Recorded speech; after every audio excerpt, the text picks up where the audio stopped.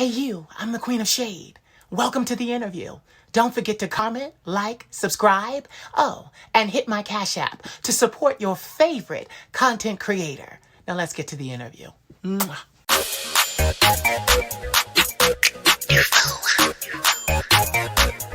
The Queen of Shade. Let me tell you something. You're a bougie bitch and your mama is too. Said you're a bougie bitch and your mama is too. You're a bougie bitch and your mama is too. Said you're a bougie bitch and your mama is too. Salutations, Stufos. This is your fabulous leader, the Queen of Shade, coming to you with a very special presentation. Moving full speed ahead, getting to know some amazing people, some world changers, some magnificent and magical human beings has been just an amazing experience for me. And having said that, I have someone that you need to meet today. You probably already know this woman because she is well known for her positivity, her life coaching, her videos on TikTok, and her famous saying that we're going to have her say. But like, there's just so much to her, and I can't wait for us to have this conversation. I'm very excited. I'm just gushing. You're just so beautiful. You just look so great. Wait. So, ladies and gentlemen, as you can see, we're very excited. We are supporters of each other. I would like to formally introduce you to, and I'm going to say the whole name, Zoe the Motor Scooter. Hello. Hi! Oh, you look so great. Oh my God, thank you. So do you. Amazing. So freaking, like, you don't even understand. I just text her and I'm like, listen, did I give you 5:45 or 5 o'clock? Because I'm sitting here, like, sitting here in this chair. She's like, oh, we can start now. I'm like, oh. I said, go to the lobby. Whatever you ready to go. Okay, so I have to start with this. 20 years ago, I met my boyfriend. I was 19. It was love at first sight. And then I ran from him for 20 years.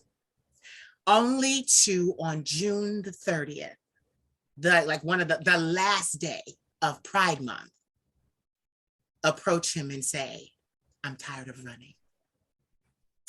So he loved me for 20 years. And now we're together. And this is important because I believe that when you unite with somebody, whether it's platonic or a romantic relationship, they should always enrich your life. Absolutely. He says to me, because one day we're talking, because now we're doing this thing, we're planning vacation. I haven't had a vacation in 6 years. So we're planning one now. He's like, you have to take a vacation because this vacation will be the first time I've seen him in years, not over the phone. So he says to me while we're planning, I hear, and that's the post. And I'm like, he's like, oh, you don't know who Zoe the Motor Scooter is? I'm like, the name sounds familiar, but enlighten me. So he just, and he's been a minister for 30 years. So he's into studying and deep research. I swear he's going to become mayor somewhere too, because last night he was going off about the politics. It was, and I just I had to listen and go with it. But he starts sending me video after video, and I'm like, oh my God. So I'm like, he sends me your TikTok. And I'm like, oh my God. I said, babe, I need to reach out to her. And he's like, okay. So I reach out and the most uncanny thing happens. I ask you to interview and you said, Queen, I've been watching you for quite some time. For some time. I don't want to ruin my makeup.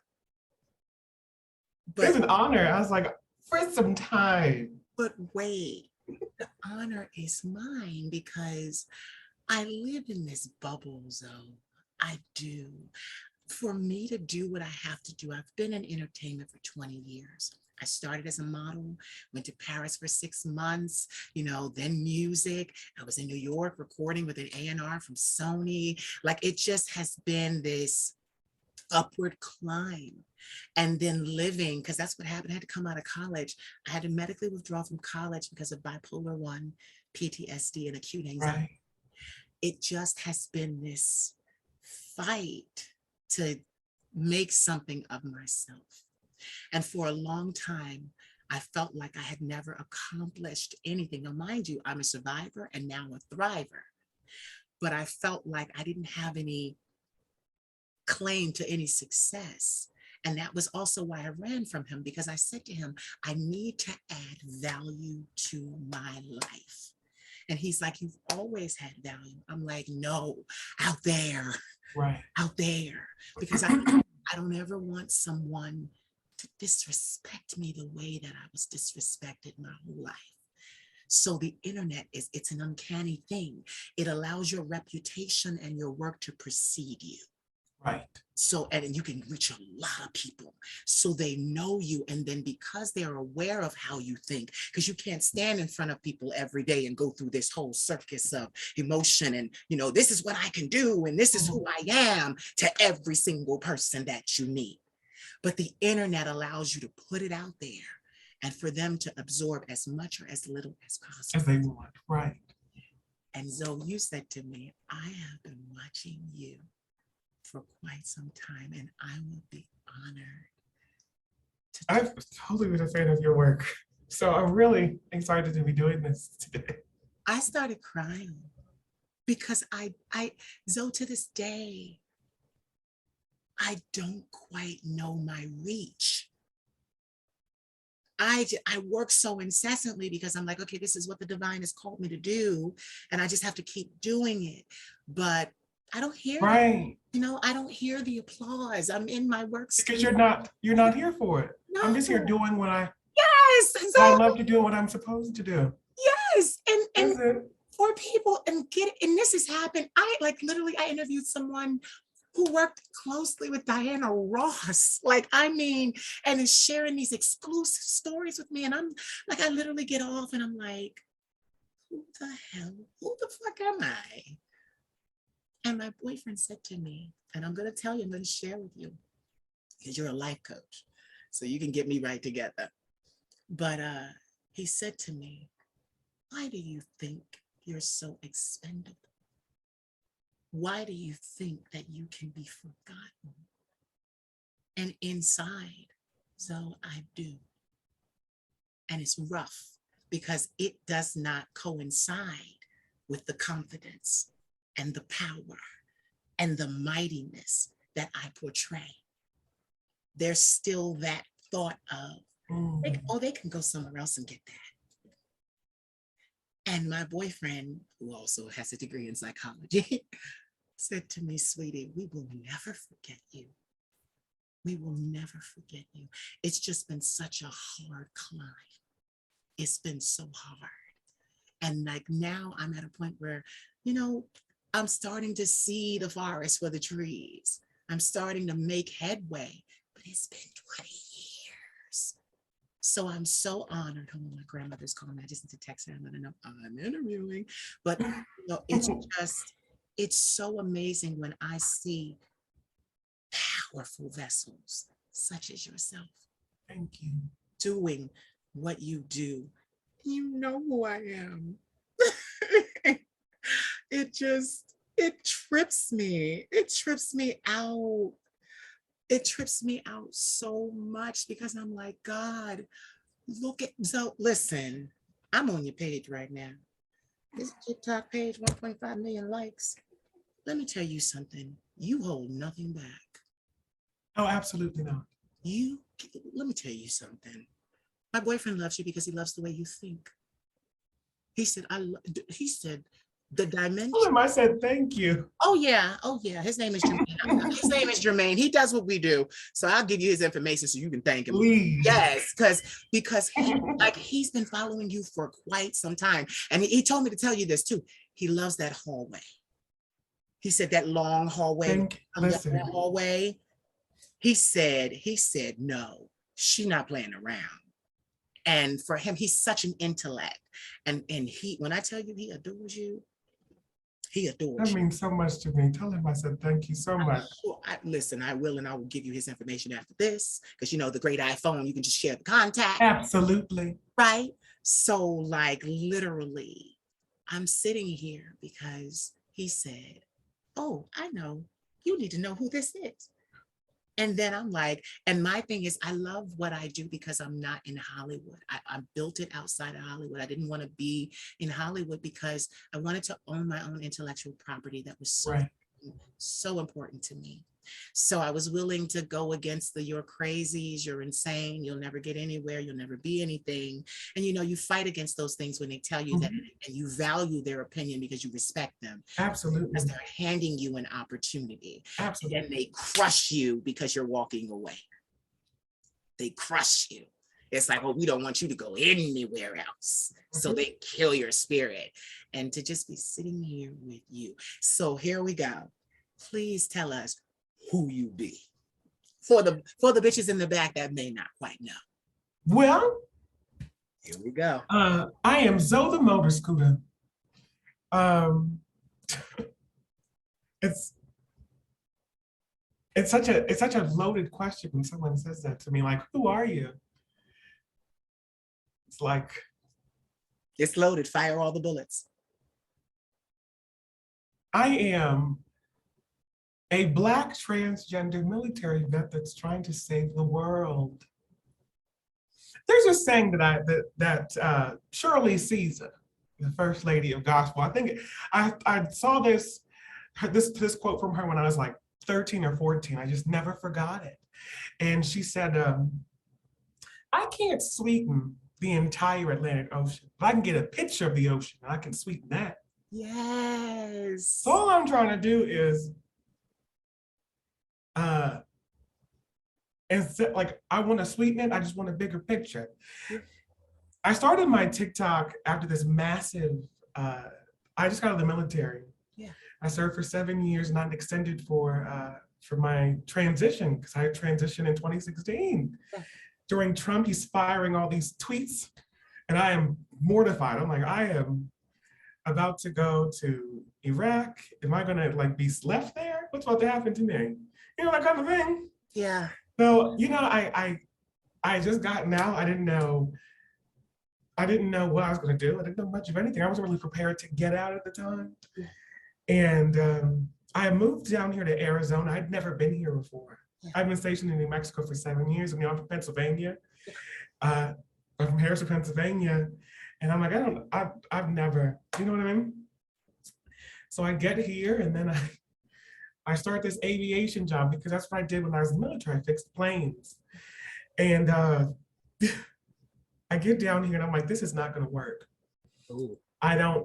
Most of my things are elsewhere. I'm literally living in this house, sleeping on an air mattress. Yeah. None of this is here. Living off of Dollar Tree burritos, and like it was rough. I had a brain injury.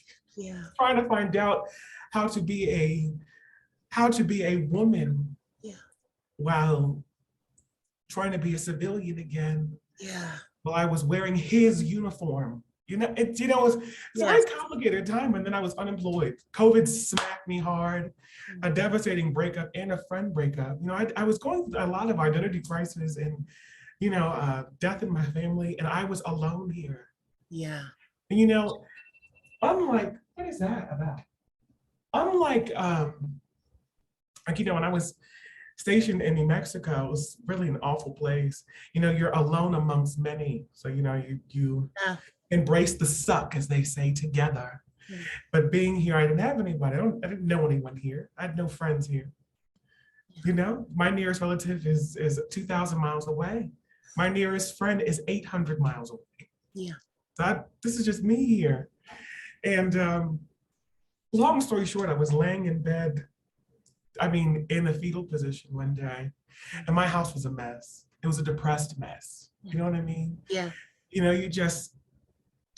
I get it. You know, when I was younger, I used to judge the hoarder. Yeah. I used to get angry, like, oh my God, how can they be so? How can he be so? Yeah. What the fuck is wrong with? Yes. And then you realize, oh my God, you open your eyes after something that was traumatic Yep. or something that broke you, and you open your eyes. It feels like 2 weeks of being asleep and your house is a mess. Yeah. You've just been going with the motions. Yes. You've just been typing at work and going home. You don't even know how you've been driving to work. You've just been doing these things. You've just been the walking dead, a zombie. Mm-hmm. The only thing was that I was unemployed. So I was in here trapped with my own thoughts and my own things. And I had heard a voice, clear as day, say to me, are you going to lay here and die? So it scared me so much. I sat up. I was like, what the fuck? So I get up and I walk around my house and I live alone. I'm like, what the fuck? And I'm like, I pray to my ancestors, and this wasn't ancestral, damn it. This wasn't, I heard this voice in my mind. No, this felt like someone whispered. I can feel the moisture. And someone said this to me in my ear, are you gonna lay here and die? A woman said, you're gonna lay here and die. So I walked around. It's like, okay.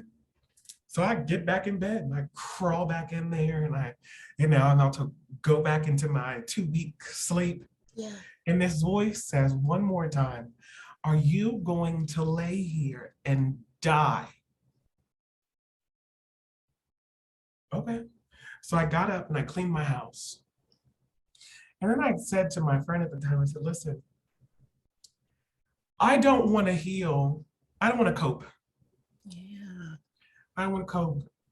And I've done my 20s coping, Yeah. Drinking and reckless things. And, Yeah. hoping that something bad would happen, Yeah. I've tried cutting it. I've tried suicide. I've tried these things. I've tried praying in church. Church help put the knife in my hand sometimes. Yes. I've tried these things. I've tried reckless relationships, and I'd rather do it my way. And I think that my way, if someone takes it, they take it, but I'd rather just heal in front of everyone. And when I first started my TikTok, I don't even look the same. So I was wearing makeup because I thought that I had to be something. So I was trying to get like TikTok, 0 followers. I don't know anybody. It's my best friend and I. And she's like, make a fucking TikTok. It's like, okay. So I did. And then I got a job. No. I thought, no. Everything's going too great. This job does not fulfill me anymore. So what do? I quit. Yeah. And write a book. Yeah. And I'm like, this, I'm about to be like, this is gonna be like the number one, man. It's gonna be a bestseller. It's gonna sell off the shelves, man. This is gonna be. I bought a computer for $200. Now, mind you, I'm still doing these TikToks and empowering people. As I'm saying these things in the mirror, I'm saying them to myself and the tens of people that I had at the time. And then I had a traumatic brain injury. Yeah. And a death in my family rattled me. Yeah. And a total destructive friend breakup. We don't talk about friend breakups enough. And I was in the military, you know what I mean? So I had to make my family everywhere I go. Yeah. And friends are much more, to my military service people, it's much different because that is our family. We're with them more than we're with our spouses, with our children, more than we sleep even. We're with them. We work, eat, sleep, shit with them. Mm-hmm. It was devastating. Mm-hmm. And I thought I was going to end my life. Yeah. And I made this TikTok video that I left. I don't take down anything. Telling this story. And I said, this is going to be the change of something and what's about to happen with my TikTok. And then I think I only had maybe 7,000 followers at the time, which was 6,999 more than what I thought I was going to have. because I wasn't doing this the way that, as I was going through this healing thing, I realized I stopped wearing makeup and I stopped giving what I thought people expected. And I started, there's been some shit that's gone down on these floors, praying and screaming and angry and therapizing and all of that to get here. Yeah. So now that I'm here, people ask me all the time, who do you want to be? The person I'm looking at. I've always wanted to be this person. Yes. I've always wanted to be Zora. Yes. And I think that what I try to convey is, especially with queer and trans people, especially of color, that intersection there, to be who we are, we're a walking death sentence. This could be deadly for us. Yes. So coming out in the military, I had made a decision to my mother. My mother and I my mother did not take it well. You'd never know now. You'd have no idea. You think that she always had a daughter, 2 daughters. You'd always think that you'd have no clue. But it was hard for her. Of course, it would be hard for her as a Black mother having a Black son that then says, I want to be a Black daughter. Of course, that's hard to take. And I told her this, and I said, I know you don't like this, and I'm not asking your opinion. I'm telling you that I'm doing this because I've already started my hormones. I'm prepared to die as this person. And they can call me he or she, whatever they want to, but you just make sure that they know that my name is Zora. All I care about is my name.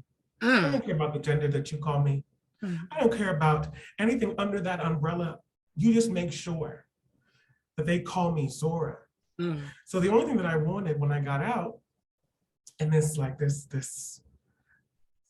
corner, they tried to quarter me into a re-enlistment. And they didn't want to extend me, they wanted to re-enlist me. And I wasn't gonna stay. I wasn't staying in New Mexico any longer than I had to. Yeah.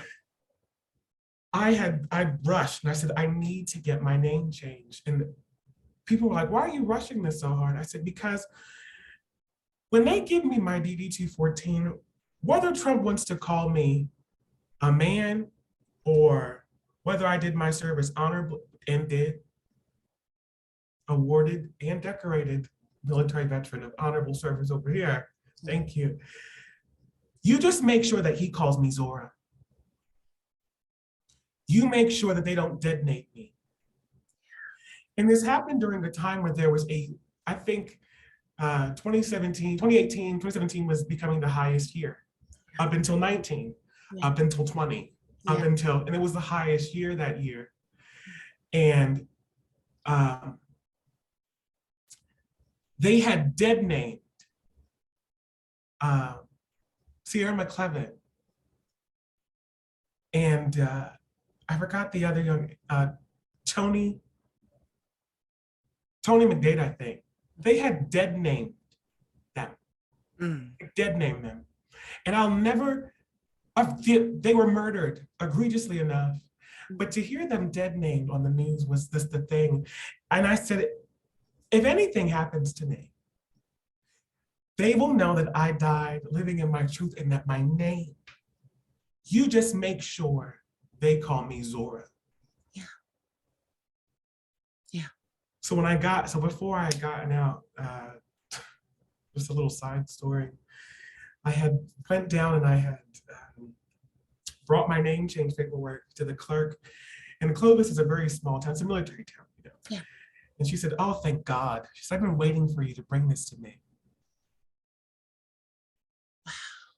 Wow. So when the publications came, they called me the first thing in the morning and they said, get Zora down here. And I came down and she said,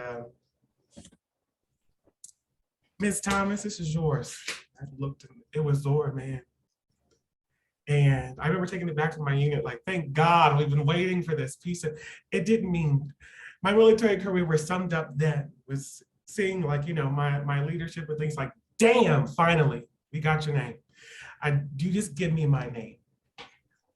Yeah.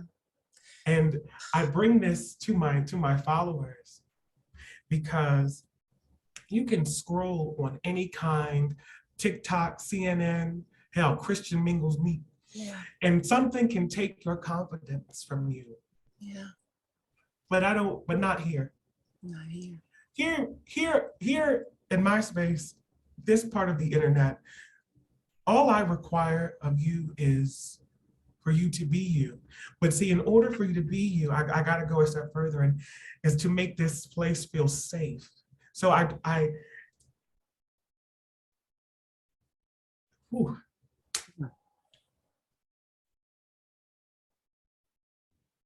Every day that I go on, I talk to them probably once or twice a day. I just like talking to them. Every time there's more than one person up there, like on that live thing, it's like, and I thank them every time I'm on that phone, because I'm just a bitch with a phone. I just didn't think that I could do this in this form, and I owe them as much as they think that they owe me, because they keep me accountable to healing. Yes. And they keep me accountable to kindness, and they keep me accountable to the things that I'm saying. Yeah. And they have saved my life on more than many occasions. And I get these inboxes every day, like, thank you for what you do. No, thank you for being here. Yeah. Honey, because it's hard being the first to do things, and you know this. Yeah. It's hard being the first to do these things. And I stand on the shoulders of you and T.S. Madison and MJ Rodriguez and Dominique Jackson and Sylvia Rivera and Marsha P. Johnson and Rube Hall. And I stand on those things. Don't forget Laverne. Don't forget Laverne. And Miss Laverne Cox. Every ballroom, whether it was from here on a big stage, whether it was in Paris is burning, or whether it's just walking down the fucking street of your neighborhood just as you are. Yes. Paved the way for me and other people like us. So no one needs to have a big platform. You've been on this platform for a very long time. Yeah. So of course you haven't noticed. We've noticed because you took those things for us. Yeah. So I try to give that back to my followers, and I teach that through radical healing. I'm not coping with shit. I'm not coping. I know what coping is. I'm not drinking this away. I'm not going to suppress this trauma away, because I think that you take trauma, unhealed trauma, with you in an old age. I think it turns into dementia. Yeah. I think it turns into Alzheimer's. That's what I believe. I believe it turns into. I believe it too. I believe it too. I'm not coping. I'm healing it. I'm healing with it, and I'm dealing with it. And how I'm going to do that is self-accountability, self-love, self-compassion, because how I see it is, my world vision is, if I can teach people to heal, yes, they can heal those things within themselves that they fear and hate in other people. And they can see themselves in other people, because if I can see you in me, I wouldn't harm you. If I can see you in me, I won't hurt you. Right. If I see you in me, maybe you can help me. Because we can't do this without each other. So if I can do that individually, then we can help heal each other. And then we heal our families, and then we heal our communities, and then we heal divides, and then we heal a world, then we heal a globe. Yeah. Because we're literally just people. Yeah. And if I can do that, then that's it. If I can make you nobody can make you love yourself the way that I can. And that's my only bragging fact. I can make you love yourself. I'm good at that. And I believe that's how we change the world. And I believe that by loving ourselves and loving people, boundary checking bitches, meeting at the intersections, because sometimes we just get caught up in one part of our identity when we need to heal the and. I'm Black and queer. Yeah. I'm Black and queer and trans. I'm Black. At those ands, that's where our power is. When we bring those things together, we're whole people. Yeah. And we're bringing that to this. I'm bringing all of my healed, I'm bringing it because we're going to do this together. We're going to heal together. We can heal together and learn together and fuck up the system together because we don't have to look alike to love each other. Nope. I don't want you to be colorblind. I need you to see that I'm Black. Yeah. I need you to see that I am Taino. I need you to see this because I need you to know my experience. I need you to know that I'm bringing this experience. I'm bringing this Black story to you. Yes. I'm bringing this Black and queer story to you. I'm bringing my experience to you. I can't learn your story if you don't tell me. If you don't tell me. And the joy of this, the joy of having this great community now of people that I don't know, people that look like me and people that don't look like, it's just, would explode. The good thing about this is that when you think about the most beautiful things in life and nature, you think about those things, you're like, wow, what's the most beautiful thing that you can think of in life? Natural, what can you think of? The most beautiful thing I can think that you've ever seen. That I've ever seen. It's easy for me. I love looking into the eyes of Black men and knowing that they know who they are. And that usually with me, I say, like you said, I can, as I do this with all people, but my press is with Black and brown men. I can make them love themselves and see their worth. So now, that's, but you see, yeah, that's beautiful. And you can see the beauty yeah, in the eyes of, but guess what? What? That concept can only be explained in the way that you can. Right. And that's the answer to you. And it's when you, oh my God, I don't give a shit. And I thought that people that said like, oh, I don't care. Yeah. Like, you say I don't care. And I realized that a lot of the time when people say that they don't care, they do care. They just want you to know. And I thought that not caring came off as, I thought that the energy would come off as arrogant. I thought the energy would come off as haughty, like the way it was spoken about. I don't give, like, it seems like, and I realized that when you truly don't give a fuck, it comes off as joy and good energy. Yeah. Because I don't compete where I don't compare, because I don't compare to anybody. Yeah. The only competition that I'm in, it's easy. I only run against one bitch. Yeah. And that is my former self. Yes. As my current self. Yes. Getting to who I've always wanted to be. We're going the same direction if I'm doing this right. We're all going the same direction toward the same goal. We're just in different lanes. Yeah. Yeah. I don't compare. I don't have to. Yeah. I'm not competing because there's no need to. I will never be you. Yeah. And I don't want you to be me.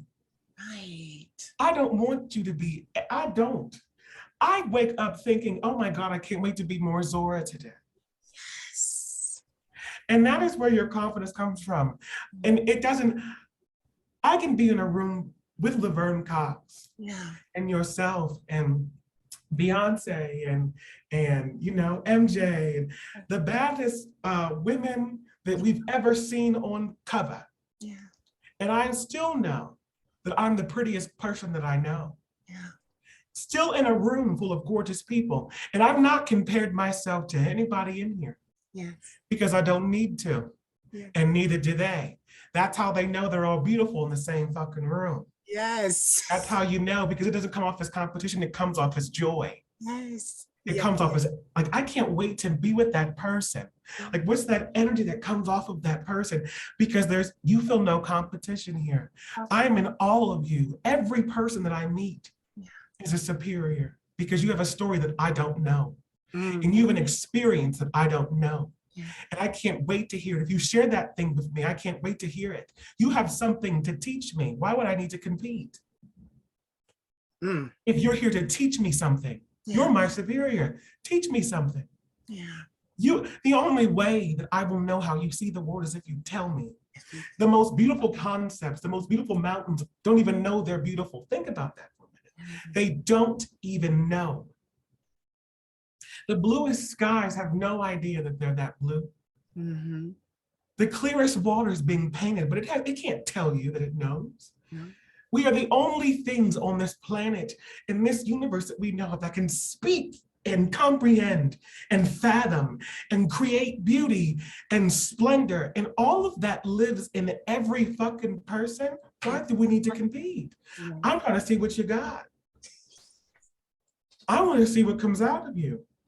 What's your story? I want to feel your magic. I want to know. I want to know the joy that you have, because the only way that I will know is if you tell me. So I'm trying to hear as much stories and connect and heal and see as many people as I possibly can in this form before I go. God. And I'm on this mission. And I've shared this with my therapist.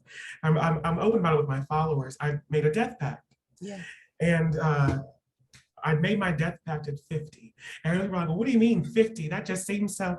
And before, because they're going to watch the comments like, wait a minute. Let me tell you before y'all get on me now. Right.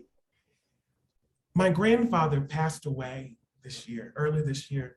Mm-hmm. And it was a very slow way. Mm-hmm.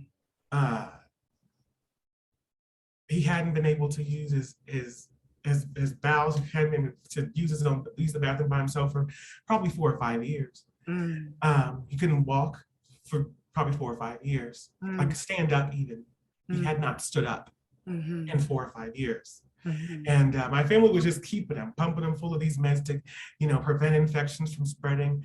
And I was the only one fighting. Don't you understand about the quality of life versus the quantity of the years? This man gave 50 years to the country. Yeah. 20 years serving in the Air Force, 30 years serving as a military contractor. Yeah. He's married for 62 years. Yeah. He hasn't seen his wife in years. Yeah. He's been in a nursing home. He hasn't seen his wife. No one's been able to touch him because of COVID. No one's been able to touch him in 2 years. And he told the nurse, finally, he probably relayed this to them earlier, to tell them that he's ready to go, that he's tired. Mm-hmm. I don't want anyone to have to say that to me. I don't want children. I don't want things like that. I just want to devote my life to people. And it sounds gauche, it sounds pretty cliche, but I really want to devote my life to people. Yeah. And untethered. I think that we should have the bodily autonomy to choose when we would like to go. I'm in my perfect right mind. Yeah. The fuck, we're paying for water. Do you understand we're paying for something that's essential to us? Yeah. Who are we paying? Who do we owe? Mm. It only takes 100 people, probably less than in the entire world, to just say no more debt. Mm. When you think about it really, they can just say no more. Who are we paying? Mm-hmm. And I chose it because I want to go in my fucking prime. Mm-hmm. I couldn't choose my coming in. No one could choose their coming in. You couldn't choose your parents. You couldn't choose your skin color, what's in between your legs. Hell, you couldn't even choose your gender until you were a certain age. Hell, until you even left your house even. There were things you couldn't even choose the God you served. Right. In some countries, you couldn't choose where you were born. So I figured that the only choice, the only inevitability that we have is death. Yeah. The only constant in life is change. Yeah. And the only inevitability is death. Yeah. And if those are the only two constants, dear, if someone told you today that you have 7 years, 4 days, and 19 hours, you change your life. Hopefully you'd go and you'd rent a plane, you'd sell all your shit, you'd travel, you'd get married, you'd say things to people, you'd eat delicious meals, you'd do everything, you'd dream, you'd do ballet, you'd pitch a show to Fox News. God, they're the last ones you'd go to, but they're paying well. And you do those things because you know you'd have it. Now, what if I tell you in 20 years, you're going to go. And then the response, so what happens to you? Yeah. What if something happens to you before then? And that means it was supposed to happen. That means every day I'm on a demand. Yeah. I'm on a demand to be as honest and as kind as possible, to be as loving as I possibly. That's my mission. That's mine. To reach as many people as that's what I'm supposed to do.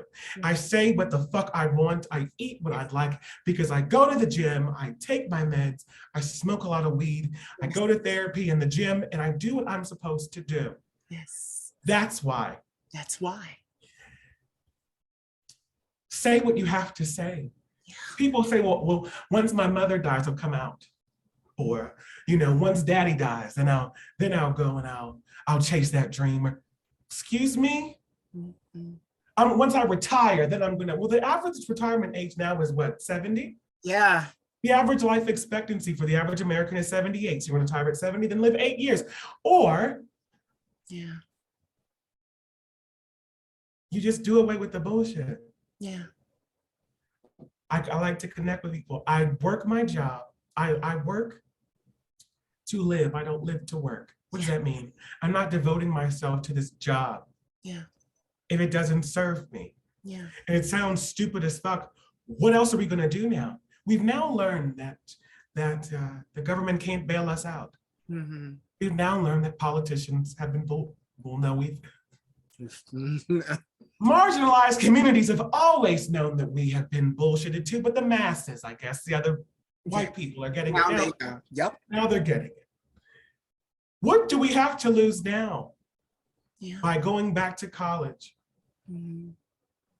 What do we have to lose now by putting that wig on? Yeah. What do we have to lose by saying I love you? Yeah. What do we have to lose by sending that text like, hey, if I don't get this out of me, I'm gonna explode. Do you want to have coffee sometime? Yeah. Send that LLC, apply. Yeah. Apply for the grant. Yeah. It's not about success, honey. It's about doing it. Yes. You didn't try to be an actress because you wanted to be an Oscar winner. You did it because you wanted to be an actress. Yes. Then go act. You didn't, I hope you didn't think I just want to sing so I can get Grammys. You say, I hope you sing because you want to sing. Yes. Because you got something. Yes. No one can do what you do. And there are 7.9 billion people on this earth and only they can do what they can do. Your confidence is just being you. Yeah. And being more you is the sexiest thing you could ever do. Just do you. Chase it. Do it. Do it. And if you get there and it doesn't go the way you want to, oh my God, then do something else. Then I'm going to be 50. Well, you're going to be 50 anyway. Yeah. Do you want to be 50 with it or 50 without it? Right. Well, I'm only 20. You're only this is the oldest you've ever been. Yes. What else do you have to lose? This is the oldest you've ever been. What are you waiting for? There's no point. Yeah. Do it. Love yourself, love others, love God, love the planet. And it doesn't matter what religion you believe in. If any kind of theology does not have those tenets, then you're not doing it right. Loving yourself, loving people, loving others. That's how you love God. The closest you'll ever get to seeing a deity is looking at your neighbor. The closest you'll ever get to hearing them and experience them is how you love and how you experience joy with other people. Hun, all deities are things that we can't explain. And maybe spirituality is how they're trying to explain themselves to us. Yeah. Theologies are just books and books and books of things that we can't explain. And I think interactions like this are how they explain themselves to us. Yeah. Yeah. First of all, thank you for your service. I have military vets. Yes, I have military vets in my family. But you said something as I listened and I absorbed, because I'm a shaman as well. So I do a lot of things for villages, the village of the world. And you've got it. But you said, that is high praise. Thank you. But you do, and you said something that resonated with me. You said, I turned on this camera and I started my TikTok because I decided to heal in front of everyone. Do you know that was the same reason I started? My therapist and my psychiatrist for 16 years, laying on that couch, doing the med checks. She asked me for 16 years, what are you doing with your music? You're an artist. Why aren't you singing? You can write. Why aren't you doing this? You're a great speaker. Why aren't you speaking? And I said to her, well, I don't have any money. That was my excuse. That was what I held on to. Well, I don't have any money. I can't do this because I had been in the industry and I saw how the financial imposition that it took to do what we do. The shit ain't cheap. No. And then especially when you're an independent up against the quote unquote machine, they attempt to bury you.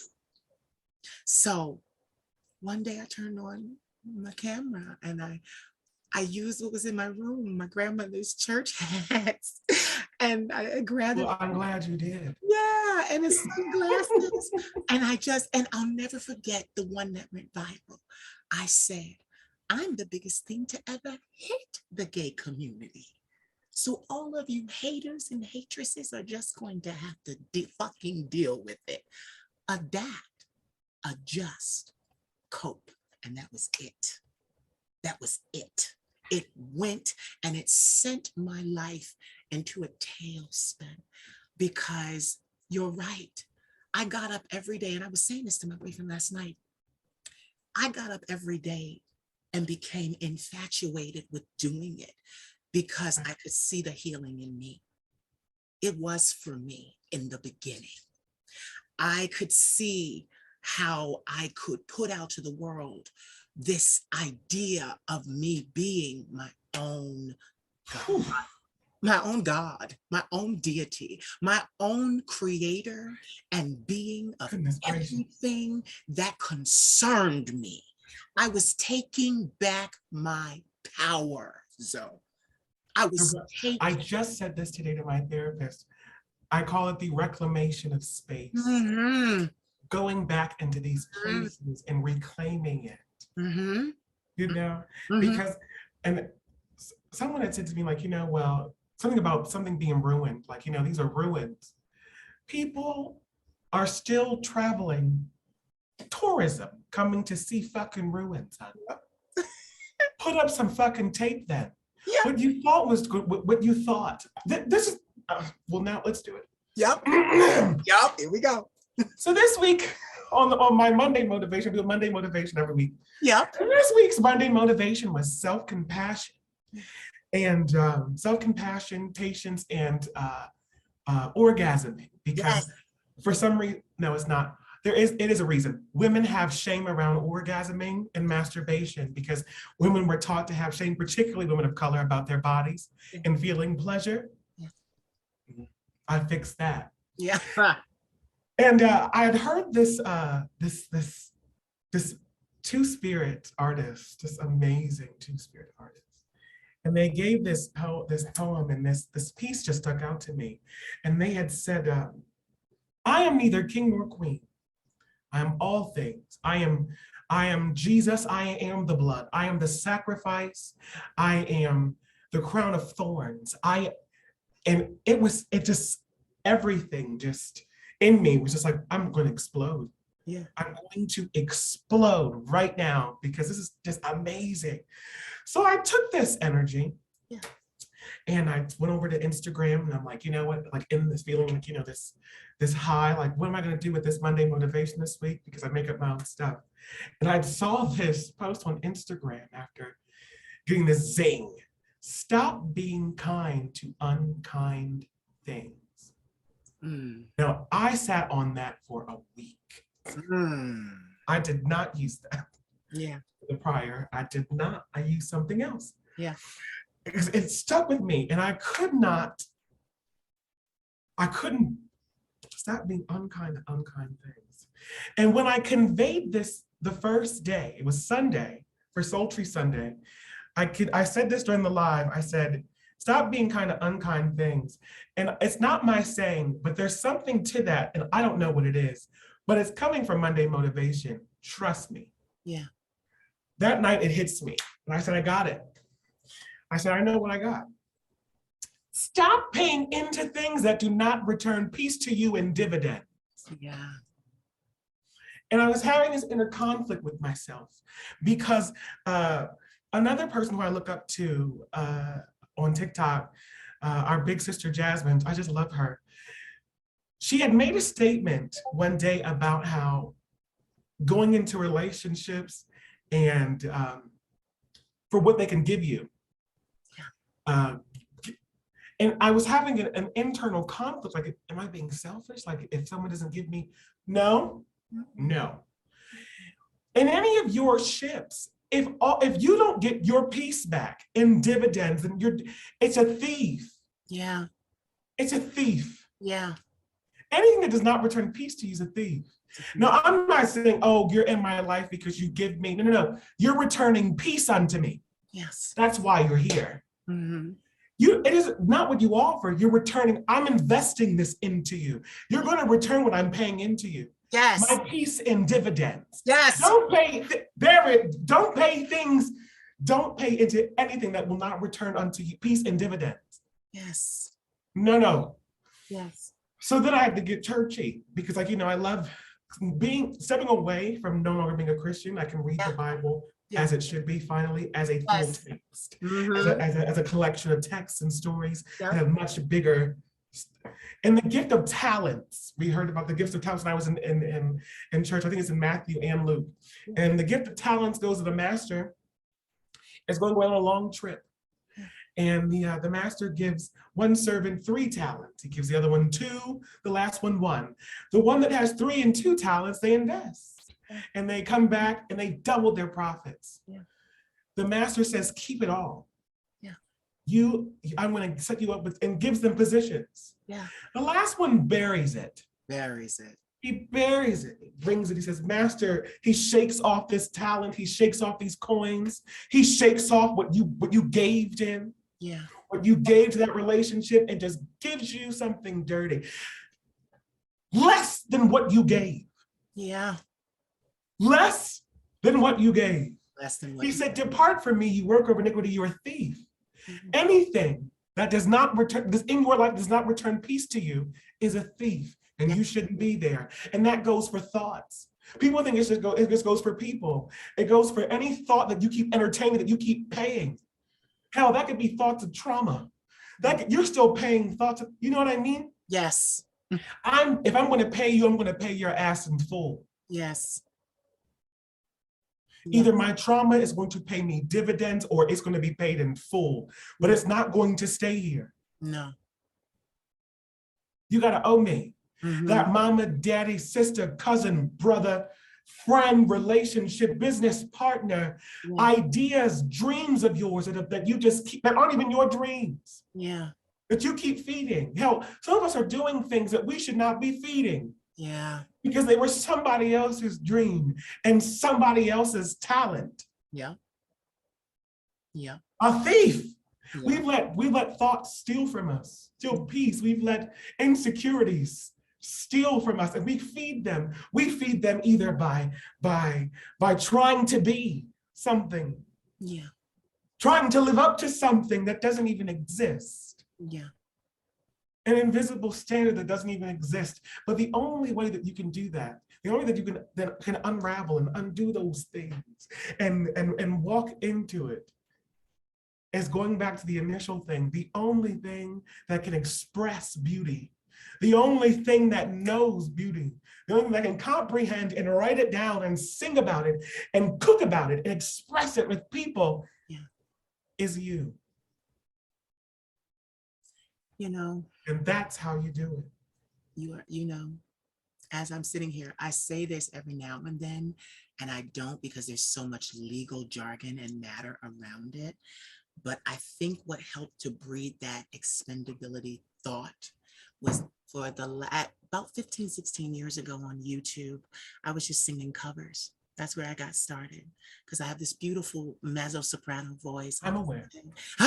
Okay, so I'm singing, and someone in Hollywood who was one of our girls, beautiful, talented, virile, appearing kind, wrote me a sentence.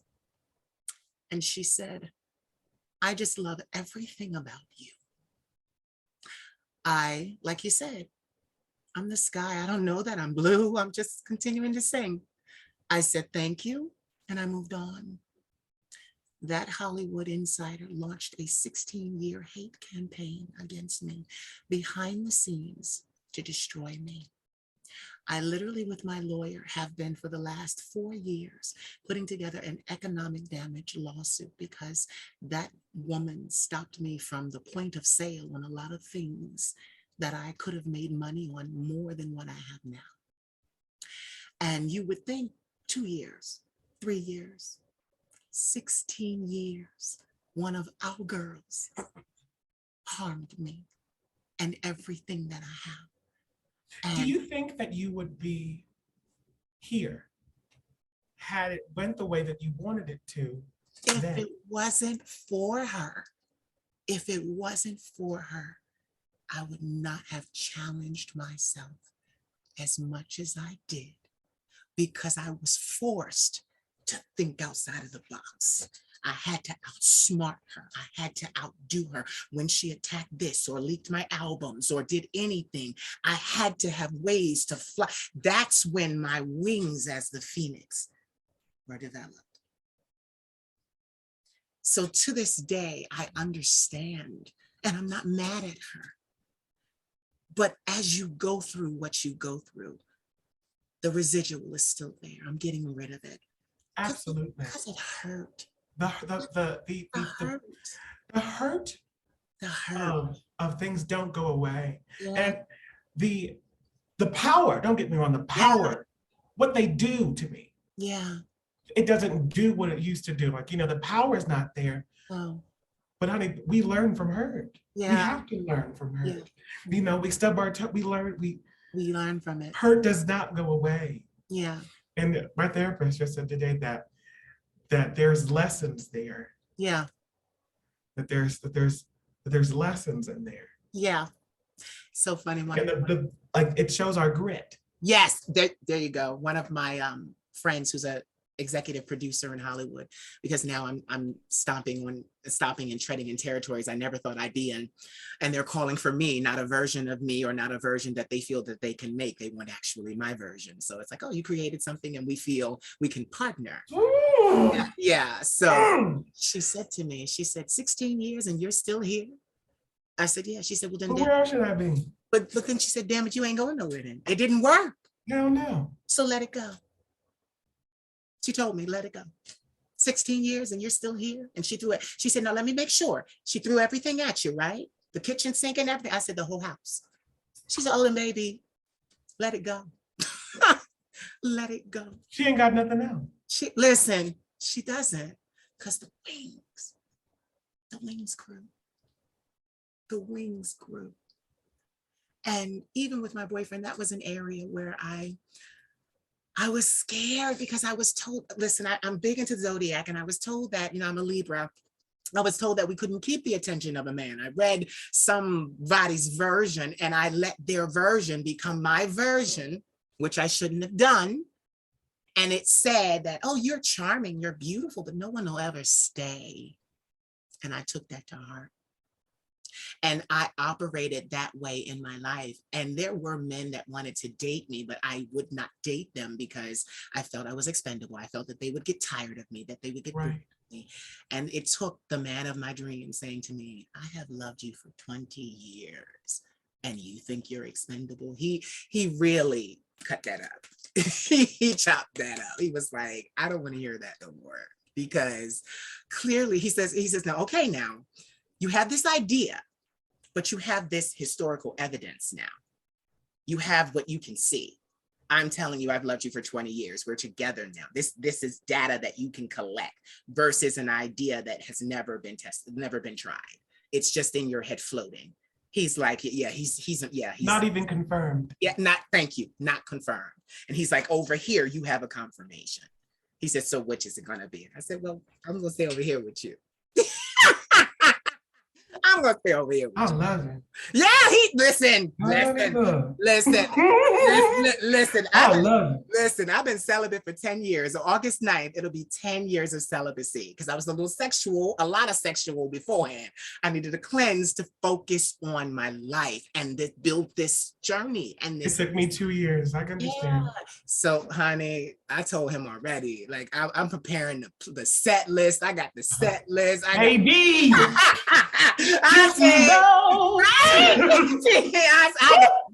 I got all the music that's gonna play, and I'm gonna tell that man. Standing on your left leg, bowing on your right. Honey, I'm gonna tear that man apart. But I find that it's right because the passion, the love, the respect, the understanding, the care, it's all there. And you know, some people, I used to have that, and my therapist helped me get rid of that. You know, I started late in life. Yes, I'll be 40 in September. He'll be 46 in November. It's perfect. It's perfect. It's right where it needs to be. It makes sense. You don't look, it just doesn't make sense. Listen, but you know what? There's a passage of the Bible. And I too walked away from that. But you're right. Now that I read the scriptures. Right, you can actually. Yeah, because because what people need to understand is in religion, you're already swayed to believe one thing way. When you're not in that, you no longer have that. You read it objectively now, it's like, wow. Yes. So there's a passage that says, and he beautifies, or he gives you beauty for ashes. And that's the thing. Yeah. I always say, God, I used to say that. I remember being in my 20s and early teens saying, God, I just thank you for not looking like what I've been through. I just thank you. Mine was when I was back in mine was the 131st song. It was being fearfully and wonderfully made. We were fearfully and wonderfully made. I would tell myself all the time. I don't like my little queer church. I'm like, stop talking to me like that because I'm fearfully and wonderfully made. I love it. What I love is it always takes that moment. You've got like people, like, because God used to always say to me, I don't give mock tests, baby. You got to feel it. You got to experience it. For real. Yeah, it's got to hurt you. God. It's gotta kick your ass until you form the program. It's like a virus, and it's like you take a flu shot. I got to put that thing in you, and you got to develop the antibodies on your own. And I thank God for that, because, you know, it's easy to sit at this end of the struggle now, because, you know, a lot of it's behind me. But if I had to do it all over again, I would, just to sit right where I am now and know what I know. Absolutely. You said something that was so profound. You said a lot of things that were profound. All of it was, but this stuck out to me because Christians have aversion. The only deity you will ever see is in your neighbor, in your sister, in your brother. That is where. That's the closest you'll ever get to touching God. Ever. When you embrace. Doesn't matter what you believe. Yeah. I don't care what anyone believes. When you embrace. That is the closest you'll ever get. Ever get. And it's just like, I've always had that respect. Me too. And that's why, you know, I'm out here and I'm the world's, you know, queen of shade, but I really do, you know, because I was talking to my boyfriend, you know, Black men have really hurt me in my life. I've molested, raped, a whole lot of things, but yet and still my ministry, and I will say ministry, in an unorthodox way, has been to build them, to pour into them, to help them in whatever decisions that they make. You know, I interviewed a lot of adult film stars, and I don't see a problem. I don't either. And they, you know, they come and they think they're going to be judged. And I'm like, baby, actually, I have better co-stars for you. Here, let me give you some numbers. Well, honey, if they're going to see this interview, you could tell them a few of them. I watched that Sky Knox, and let me stop.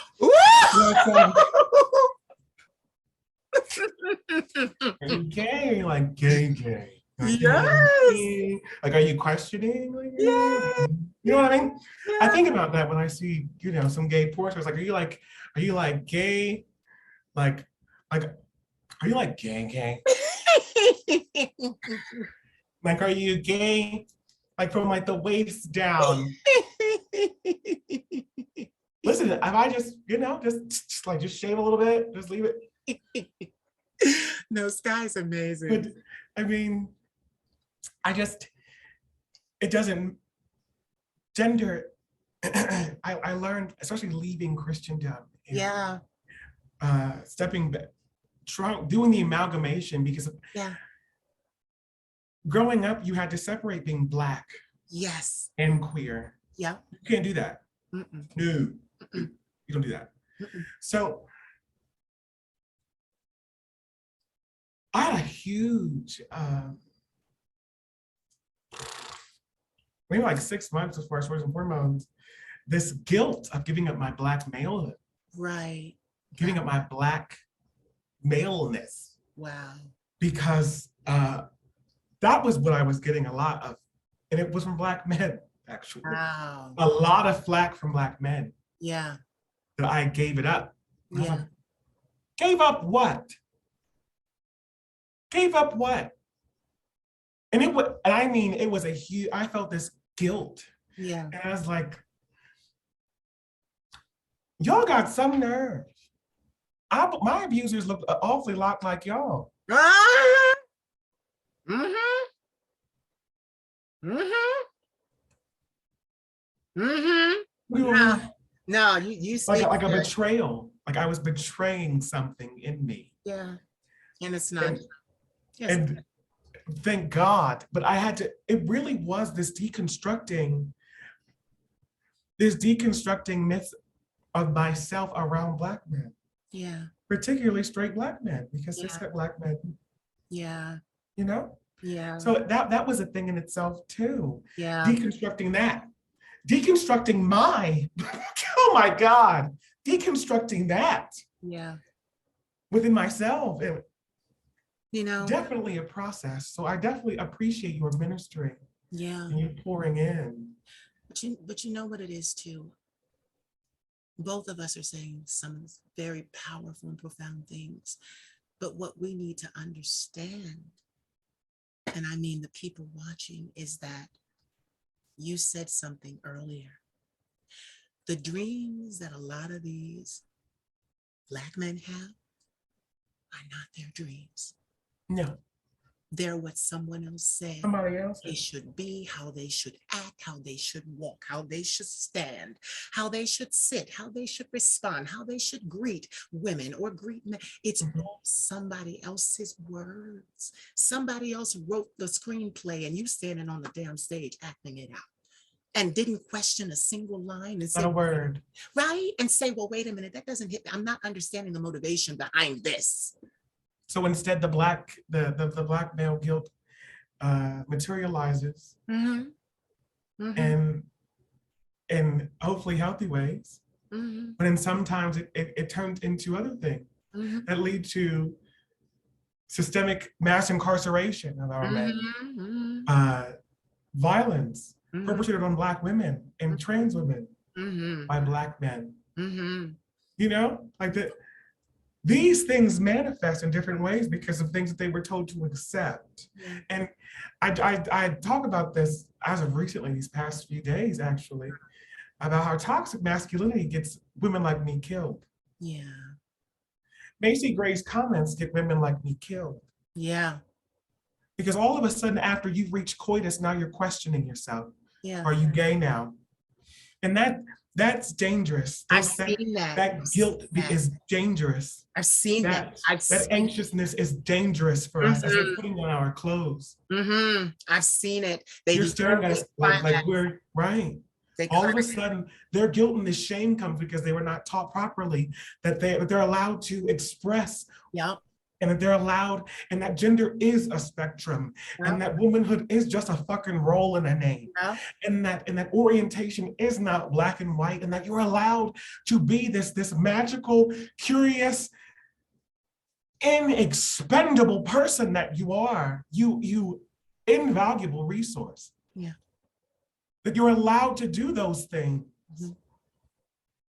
And it's so that guilt gets us killed, and those kinds of things get us hurt. Yeah. Because we know who we are. Our realization gets us killed. And I was speaking to a young man yesterday, and he was, talking about, we were talking about me being too spirited, and he was gay. And we were talking, and I said to him, because we were talking about just different, spectrums of, this gender non-conforming, queer, what it is as it is. And he was like, I don't understand, the draw towards trans women. And I stopped him right there, and I did it in a loving way. And I said, baby, I'm attracted to trans women. I had to let him know. I listen. He was like, oh well, it's just not. I said, and I understood where he was going. I I understood, knew where he was going to. but I also, I've heard the conversation, you but know? I met him there. I said, Right. because I said, so sweetie, masculinity. I said, how can we have, I said, we are, as gay men, we are all men. How can there be misogyny in our community? Little Nas X spoke out about it. He said that, our community is so misogynistic, and how and why. And I took him into the points of the fact that in queerdom, there is, well, you're more of a man, so you stand up here. Right. You're less of a man, so you stand down here. And Right. my boyfriend said that to me last night. He said, it's unfortunate that men feel that anything that's feminine, be it feminine identifying as a man, feminine women, anything that's feminine, the energy itself, men feel that they have the right to control, disrespect, lord over, enslave. And most times it has nothing to do with the fact of you being a man. And see, for me, that always got men in trouble with me, because I am a very dominant man. I am not that bitch to just. Okay. Yeah, I I will. will, she and he will defend their Because they are here for it. No matter what, yes, you won't see him coming when she punches you yes, because they are that fast. You hear that? yes, Don't do yes, that there. yes. And not all of us are like that. You have some that are meeker. Doesn't make them weaker. But at the same time, this idea that I'm the man, so I have to possess everything. And I had to go even further. I go, you lord over people because you can't lord it over at your job. You can't lord over out there. You work for the man, and you know that he is your boss. So then you want to come home and boss your wife or boss your Nikki partner. Giovanni and Yes. James Baldwin had this Yes. congress, and I I only watched half of it because it's I think it's 3 hours. They did it in Yeah. parts because I could not take all of it Yeah. because it was a lot. Yeah. It was a lot. I mean, James Baldwin, Nikki Giovanni, it's just like, it's getting me excited just thinking about it. Woo! It was a good talk too. Like it was this amazing talk, and she said, and this clip has gone viral, and I wish the rest of the clip would have been shown to you. She says, you go to work and you pretend. Yeah. And you give them, you give this white man 40 hours a week, and you come and you give me hell. Yup. Why can't you pretend with me? Pretend, lie to me. That's Lie to what she me. said. Yup. Lie to me. Because you give me hell. The Yup. hell that you can't give them, you come and give me. Right. Right. You come and give me hell. Conquer for what? For what? Exactly. Why? For what? Conquer for what? Acquire for what? For what? I adore the ground that Black men walk on. Yeah. But I know how dangerous it could be for me. Yeah. It's difficult. Um, It is.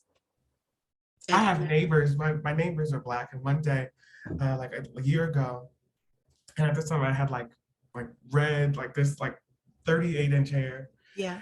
And I got out of my car, and I guess my neighbor's grandsons and his friends were outside. Uh-uh. And I mean trade. And I mean fine trade. Yeah. Fine. every kind of shade of black. There are about 6 of them, man. Yeah. They're big. There's this big boy, big old Rubenesque rump roast looking man. And when I got out of the car, I heard them say, "Yo, Ma, come here." And immediately I thought, oh shit, Yeah. this could go wrong. Oh, Because I'm very open about being, I don't give a fuck. right. You can take this transness or not. That's none of my business. I didn't ask. Nope. It's none of my business. Mm-mm. So I'm not giving you the time to say, well, I didn't ask. Yeah. But I know that this could turn very easily. Very easily. So I was like, nah, I'm going in the house. And I called my mom and I was like, I'm shaking. Yeah. Like, oh shit. And my mom said, that's a fucking shame. It is a shame. Because I do. Yeah. I love, man, there's a man, something about a black man, Yeah. something about a brown man. Yeah. I like lactose from 0 to 9. I don't care what color, I don't care what language you speak. Yeah. I don't care what gender you are, what's between your legs. I'm good at tools. I know how to work. Yeah. I will cross that bridge when I get down there. Yeah. Okay. As long as you've shaved a Yes! little bit, to show me a path. Like I don't need to be like, just show me where I'm going. I need to know where I'm going. Like I don't need to be like Wilford Brimley. Like I need to know where I'm going. I'll cross that bridge when I get down there, honey. Just make sure you showered. Yeah. You're good to go. Yeah. But that's dangerous precedent. It is. It is so. And I've realized just going into Black places, particularly cishet spaces, as this person that I am now. Because I know that your attraction to me could be dangerous. Be dangerous. You know, even get this. I've been cross-dressing. I call myself a trans illusionist. It was a term bestowed on me by Darnell Jones. Darnell is his last name, Jones. Let me just make sure. Well, my auntie Darnell. He does Sipping Tea with Miss D. I think I got his last name wrong. Sorry, Darnell. But he has bestowed that beautiful title on me. And what I realized was I inherited the fear as well. Because I don't leave my house like this. The curtains are drawn now. My door is locked. I'm so afraid to go out like this. And I'm a beautiful person. And I take care of myself and my dresses are right and they look nice. And I've had so many celebrity friends say to me, you know, you've got to show the queen. The queen has to walk. We need to see her. And I'm so like, and my attitude is until I can afford a fucking battalion to protect me, she gonna stay hidden. And that's a shame. But like I have my neighbors, like I have 3 heterosexual men and they love me because they've Let me ask you a question. Yes, please do. Because you said you don't leave your home. I don't leave my home. As the Queen of Shade. No. Let me. Uh-oh, she can get me. I know where this is going. Let me just between us squirrel friends. Yeah. Uh-oh. What do you have to lose? Let me before I even let me tell you my reasoning. Yeah. What I have to say. Yeah. The James Webb Telescope. Yeah. Just sent back images last week. Yeah. Of the clearest pictures in the best pictures we've ever had of deep space. Yeah.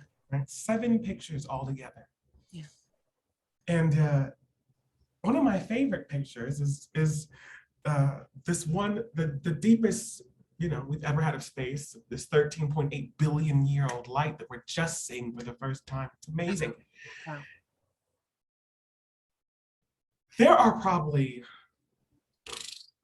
300 or 400 specks in this very close pixel, and it's unfathomable. But each of those are galaxies, billions and trillions of planets. Yeah. There's a black hole that's radiating, I think, about 28 times the power of the sun. It's huge, right? Yeah. Yeah. Real small, looks like. Yeah. I saw the same video of a macro biologist looking at pond water Yeah. underneath the microscope or something like that. Essentially, the tiny. I mean, this is like the smallest, like, you know what I mean. And even then, still, they're still made of at least atoms. You know what I mean? And you can see those things. Yeah. Right? Yeah. How fucking big is an opinion that you can't even see? Right. Right. How big is a word you can't even see? Right. How tiny are we in this whole cosmic scale? Mm-hmm. And that there are things tinier than us, and that there are civilizations that may or may not be there that we'll never see. Right. That, well, actually, we're never going to see. Never going to see. What the fuck does someone else's opinion have to do with you? And what you look like? And if they're going to take me, I'm going to give them a reason. Yeah. Visibility is so important. Yeah. And it takes a lot to get there. Yeah. But you do have a battalion. Yeah. I just didn't want it to be a situation where I came to, like, I have this thing, Zora, I don't want to be a martyr. I don't want to be a martyr. And you're not. I don't, and this is the thing. I fight for other people. I've learned to fight for me thanks to the therapy, but I don't believe in unnecessary battles. But you know what? I just got that spirit just spoke to me. This is a necessary battle. This is for your right to be in the world. Yeah. As you fully. Yeah. This isn't a character. This isn't a person behind the character. This is me. This is you. Yes. This is me. So no. Yeah. This is a necessary battle. It's a necessary battle. Like spirit just spoke to me. It was like, baby, this is a necessary battle. And I'm just like, yeah. Because even my neighbors, like I said, I have 3 heterosexual men. They have families and babies. They get so mad at me because they're like, I think one day I went to run to the door real quick because my grandmother's going to be 75. So I went to grab the Amazon packages and I was in full dress and makeup and, you know, and the hair. And I ran to the door and I saw them outside and I grabbed the box and I ran in the house and shut the door. They didn't say anything immediately. Then the text messages start. Why the hell did you run? We wanted to congratulate you on how beautiful you are, how pretty you are. We know you. We've known you these last 8 years that we've been your neighbors. We know what you do. We're guarding your house. Like they're like, we're guarding your house. You think anybody's going to ever get to you? Like you need to step out here. Whether the world loves you or not is not any of your business. No, it's not. You know what? Mm-hmm. You know what the good thing is though? A blessing in disguise, I guess. We do. Yeah. And is that we do love you. That is a blessing. So the world's waiting for you, dear. Yeah. You know, I think out there. At the grocery store. Yeah. I don't think they can take this though, honey, because I've always from fashion and modeling and tall. You know what? Slender. I gave up all of my, I had like this huge, like, you know, it was when I first started hormones, was like, you know, trying to pass. Yeah. And I remember watching this documentary with Laverne and Dominique. Yeah. And Disclosure. Yeah. Talking about passing and clocking and all that shit. So I was always in my head about it. Yeah. And then when I truly got into not giving a fuck. Yeah. And I thought that it would come off as arrogance when it really comes off as joy.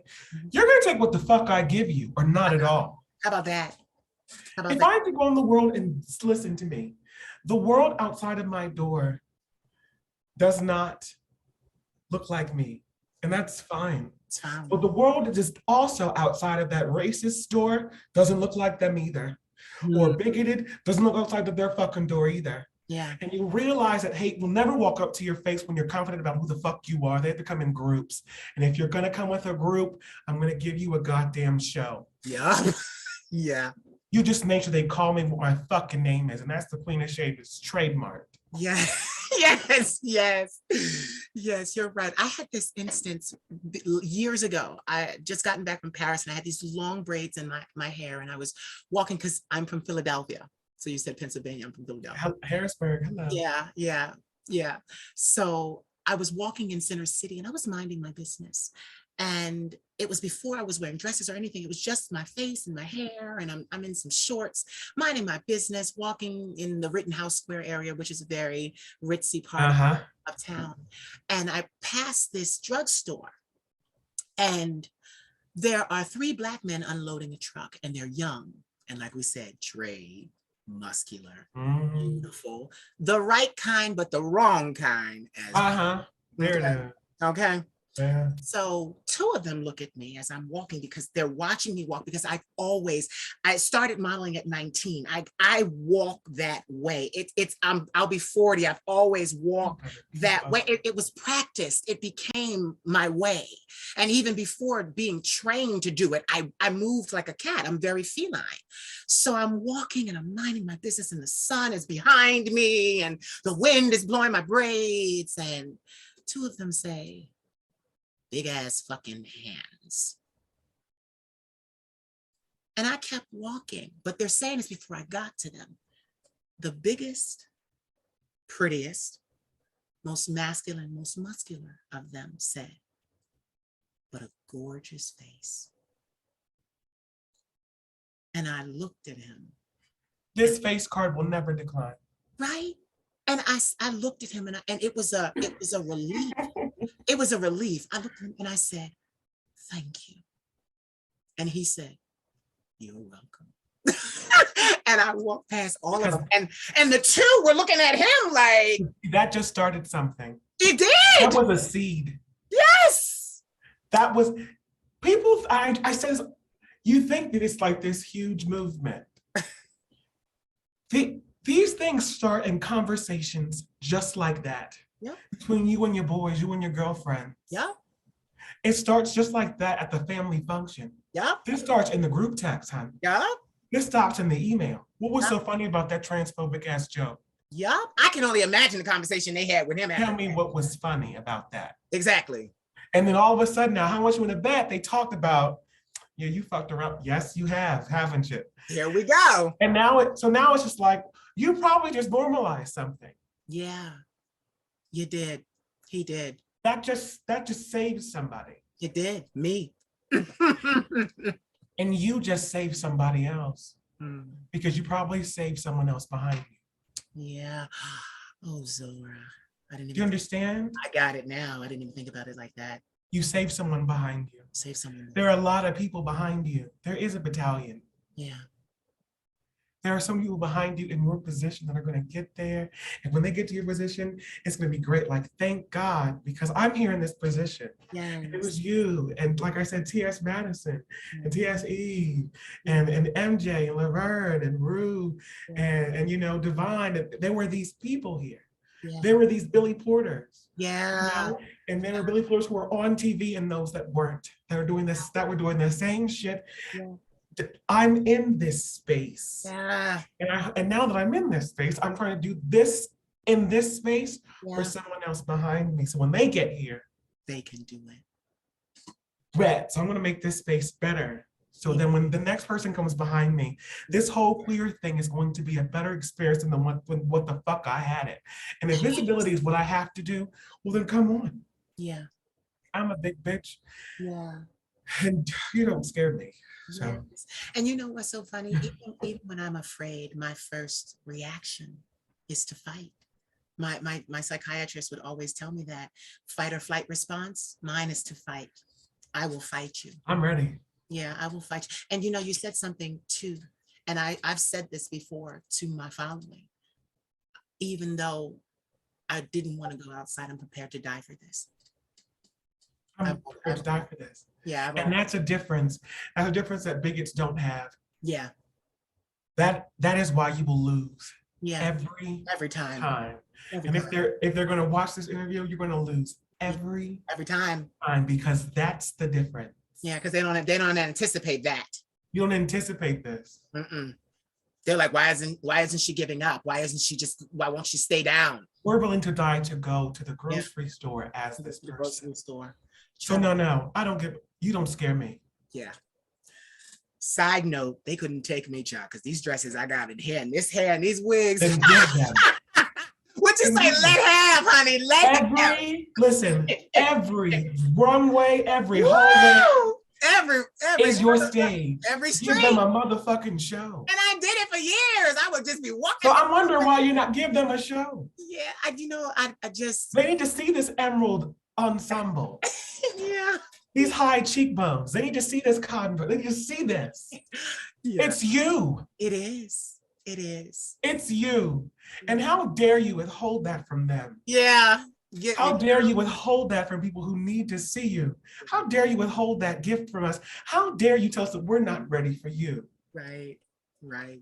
I understand. How dare you I understand. tell us that we're limited? Yeah. That we can, even though we can't fathom and comprehend the expectation of glory that is you. How dare you withhold that from us? That's not fair. Yeah. When you hold your gifts back from people, when you withhold yourself, Yeah. when you withhold your dreams, oh my God, it's a disservice. Yeah. It's a disservice to everything that you've healed from. Yeah. It's a disservice to everything you've overcome and all the people that helped you get here. Yeah. It's a disservice. Yeah. My grandmother always says to me, "Oh, I'm worried about, you going out like this." So I think I got that in my head. I don't want you to be in danger, but she needs to understand that I have to be in danger to change. We live in America. Yeah, yeah. Black people are getting killed in churches and grocery stores. The same places where you go to find your safety, aren't they coming there? Yeah. I'm no safer in the Piggly Wiggly than I am going out like this, going to get my mail. Yeah. So forgive me. Yeah. There was just a mass shooting this week too. Yeah. So forgive me. I'm gonna have to tell him, pardon my expression. And one, I think there was one last month in a hospital. Yeah. So no, we live in America, hon. So it is what it is. This was already a target, babe. My lawyer said that to me. I told my boyfriend and he got scared. Why paint the peacock? Yeah. Right. Yeah. My boyfriend got scared. Yeah, my lawyer told me that. My lawyer said, from this point on in your career, you will always have a target. We're always going to be, doesn't matter whether we're going out looking, we're always going, there's a price to visibility for being us. Yeah. Well, honey, if I'm paying it, it's returning unto me my peace in dividend. Yeah. Yeah. Thank you so much. Thank you. You, my boyfriend is. I didn't even know I needed this so much. I needed it too. I needed, when I tell you I needed it, I think what I like to do, and I love doing that, is take the face off. Let them know how you're really feeling. Right. Let them know how you're really thinking. Because like you said, there's somebody behind. And I for a split second, I forgot that. Looking at how you do it. Looking at how you did it. Yeah, and you know what I love too? I'm not hiding it. See, I don't have to hide this. These are the steps, baby. Watch the steps. Because my thing is, I want to be able to sit down one day and look on stage and see all these phenomenal archetypes of people that are saying, you inspired me, and then watch them do greater works, greater works. And I'm like, and I do, it's so crazy because I know it's coming. I have this vision, and I'll share it with you real quick. I have this vision. I'm standing on stage and the wig is flowing. It's black. I love raven hair, but I do other things, but it's raven. And I'm standing there and it's like this kind of it's like a concert. And for the first time I appear and the crowd will not let me sing a single song. They just keep clapping. They will not even let me sing. Well, you look gorgeous in the way that I'm singing it. It's just you look gorgeous the way that I'm singing. But it's to acknowledge the divinity, and the purpose, and like you said, the joy. For so long, I used to say I wanted to run away. I wanted to run back to Paris and take my career there, and I'm still going. But I plan to also work in America too. And that is a new development. I want to say in the last year, I realized there's work for me to do here too. I don't just have to run to Europe. They need me here too. And that's why I started doing this, to bring more people together so that we could talk and they could see that, honey, meeting of the minds, we all need strength, and iron sharpens iron. Iron sharpens iron. Iron sharpens iron. And today I thank you so much, because thank you for having me. This is such an honor. like I can't wait to show this to my boyfriend. It's my boyfriend. And thank you for your work. Listen, thank you for your work. Okay. I wouldn't be here without your work. So thank you. Listen. For being in a long list of influencers and leaders and mentors to me, and for making this road somewhat easier and reducing some suffering by doing this first. So thank you for paving the way. Thank you. Well, look at this. We're side by side, sweetheart. We're side by side. You're not behind me. We're side by side. Well, thank you for bringing me up here. Yeah, no, listen, I didn't bring you. No, I didn't bring you. I asked. Didn't I respectfully ask if you had time, if you would? I said, please. And I'm definitely doing it. Yeah. I'm definitely doing it. Hell yes, I'm doing it. I was like, please, just humbly. Honored to do it. Listen. All right, let me not get away from myself. Give me, because I know this is going to be good. Give me 3 words that inspire and empower you. That's the post. Yes! Those are the words. Those are the words. Your famous saying, whenever you have expounded upon what you have expounded upon, those are the words. Ladies and gentlemen, don't go anywhere. You have heard the vocal stylings of Goddess Zora, AKA Zoe the Motor Scooter. Thank you so much. Tell everybody before we go why you chose motor scooter as your vehicle. When I was back in my church years, my late former bishop was just awful. Okay. But he used to have this saying that he would say, like, you're a bad motor scooter, man.